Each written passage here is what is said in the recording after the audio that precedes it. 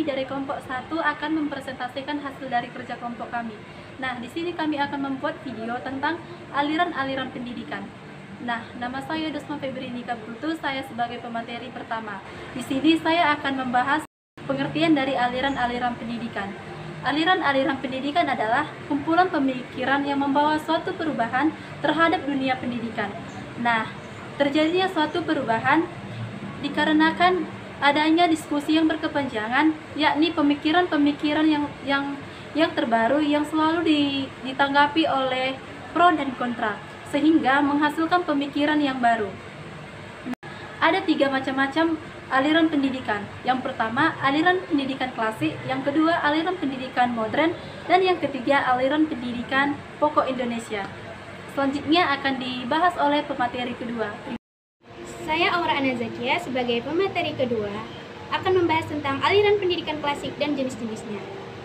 1. Empirisme. Aliran ini memiliki salah satu tokoh pendukung yang cukup terkenal, yaitu John Locke. Aliran ini berpendapat bahwa perkembangan ini semata-mata dipengaruhi oleh faktor lingkungan. Aliran ini memiliki doktrin yang cukup populer, yaitu tabula rasa, yang memiliki arti lembaran atau halaman kosong. 2. Nativisme. Istilah nativisme berasal dari kata natif yang memiliki arti terlahir. Tokoh terkenal yang mendukung aliran ini adalah Arthur Schopenhauer, seorang filosofis Jerman. Menurut aliran naturalisme, pendidikan tidak dapat mengubah sifat-sifat pembawaan. Dalam ilmu pendidikan, pandangan tersebut disebut pesimistis pedagogis.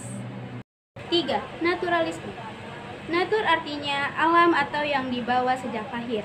Aliran ini dipelopori filsuf Prancis J.J. Rousseau. Menurut aliran ini, semua manusia yang baru lahir memiliki pembawaan yang pasti, baik perkembangan intelek serta tingkah laku itu dominan dipengaruhi oleh pendidikan yang diterima serta yang memengaruhinya. Sekian dari saya. Terima kasih. Selanjutnya akan disambung oleh pemateri ketiga.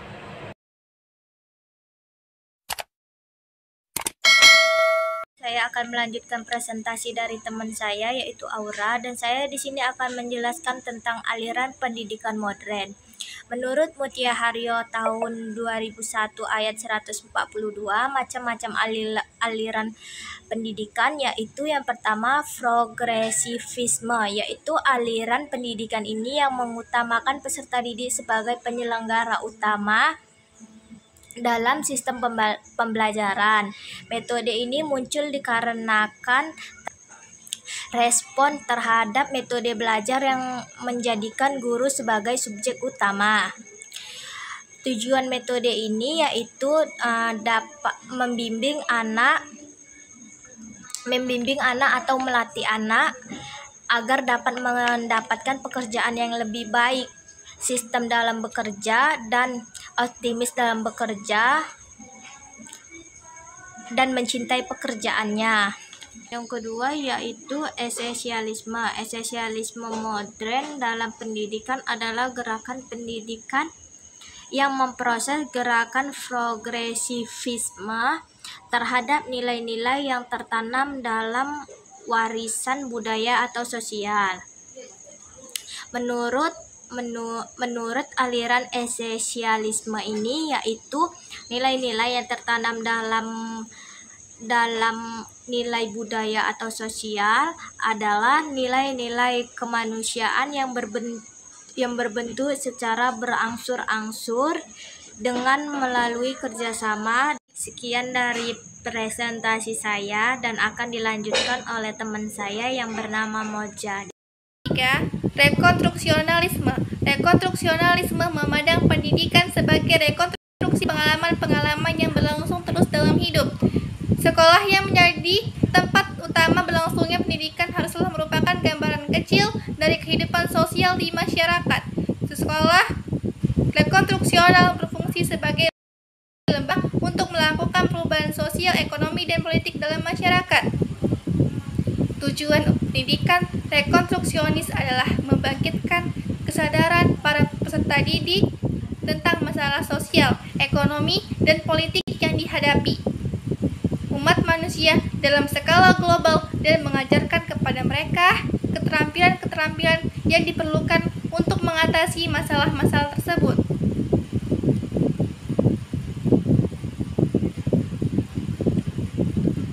4. Konstruktivisme.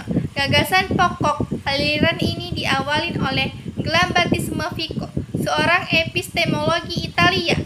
Ia dipandang sebagai cikal bakal lahirnya konstruksionalisme.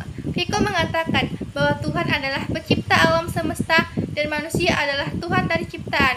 Mengerti berarti mengetahui sesuatu. Jika ia mengetahui, hanya Tuhan yang dapat mengetahui segala sesuatu, karena Dia pencipta segala sesuatu itu. Manusia hanya dapat menunjukkan struktur konsep yang dibentuk. Pengetahuan tidak lepas dari subjek yang mengetahui. Aliran ini dikembangkan oleh Jean Piaget melalui teori perkembangan kognitif. Piaget mengemukakan bahwa pengetahuan merupakan interaksi kontinu antara individu satu dengan lingkungannya. Artinya, pengetahuan merupakan suatu proses suatu barang. Menurut Piaget, mengerti adalah proses adaptasi intelektual antara pengalaman dan ide baru dengan pengetahuan yang telah dimilikinya, sehingga dapat terbentuk pengertian baru.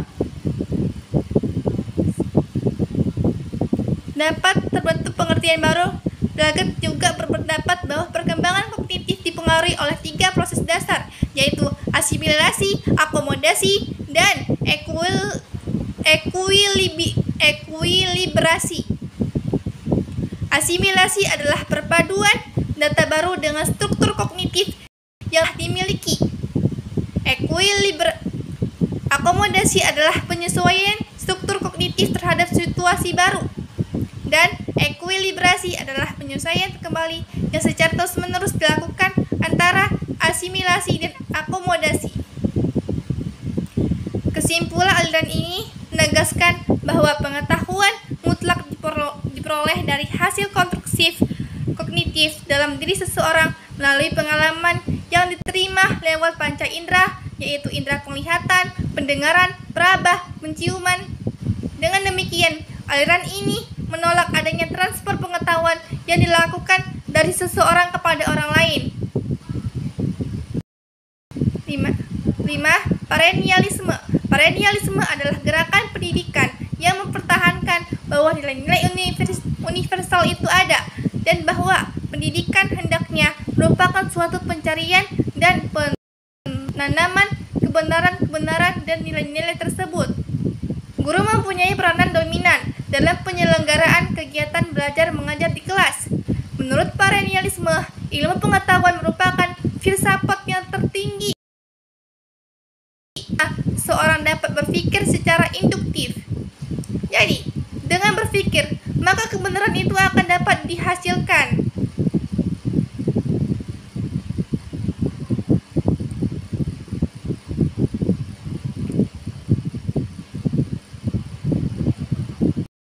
Tokoh aliran ini adalah Plato, Aristoteles, dan Thomas Aquino. Perennialisme memandang bahwa kepercayaan aksiomatis zaman kuno dan abad pertengahan perlu dijadikan dasar pendidikan sekarang. Pandangan aliran ini tentang pendidikan adalah belajar untuk berpikir. Oleh karena itu, peserta didik harus dibiasakan untuk berlatih berpikir sejak dini. Pada awalnya, peserta didik diberi kecakapan dasar seperti membaca, menulis, dan berhitung. Selanjutnya, perlu dilatih pula kemampuan yang lebih tinggi seperti berlogika, retorika, dan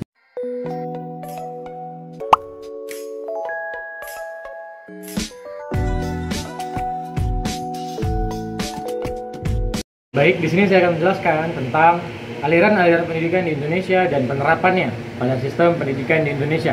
Yang pertama ada aliran progresivisme. Aliran ini berpendapat bahwa pengetahuan dan pembelajaran yang diterima oleh siswa harus harus relevan dengan kebutuhan hidupnya.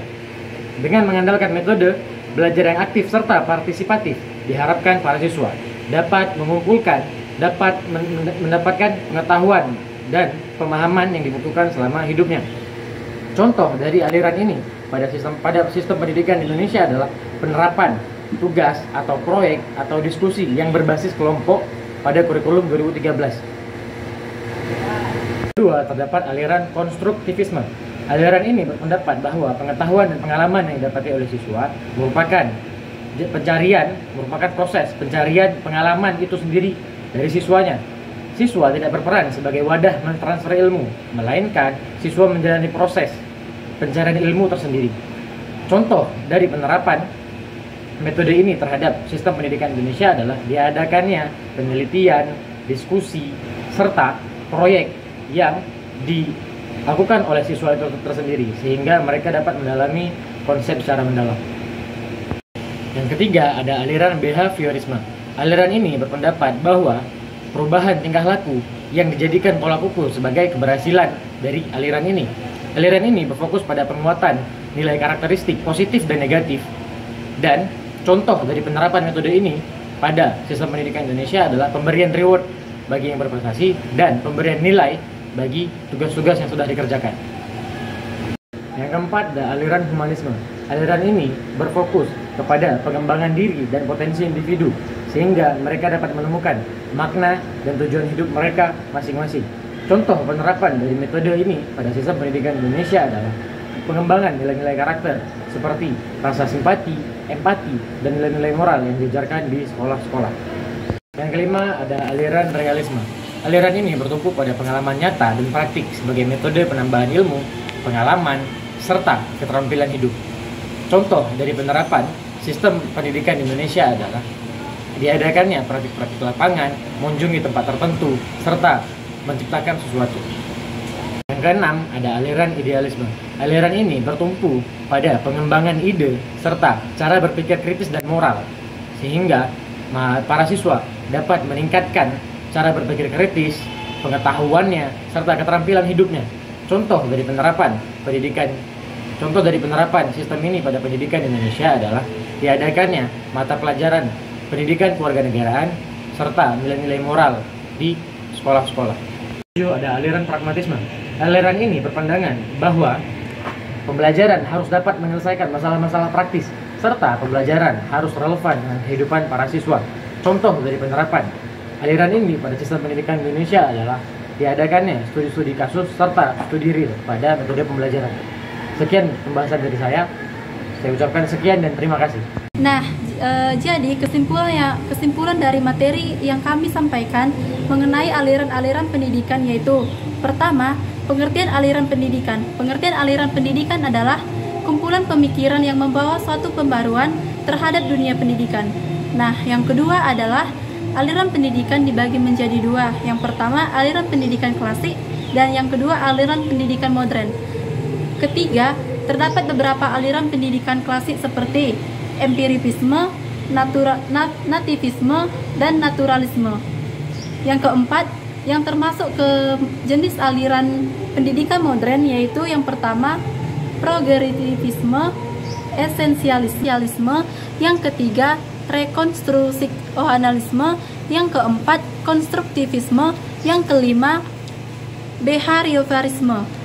Yang kelima yaitu aliran pendidikan yang diterapkan dalam sistem pembelajaran pendidikan di Indonesia. Yang pertama yaitu menggunakan aliran progresivisme, yang kedua konstruktivisme, yang ketiga behaviorisme, yang keempat realisme, yang kelima idealisme, dan yang keenam pragmatisme. Nah, sekian dari penjelasan kelompok 1, kami ucapkan terima kasih.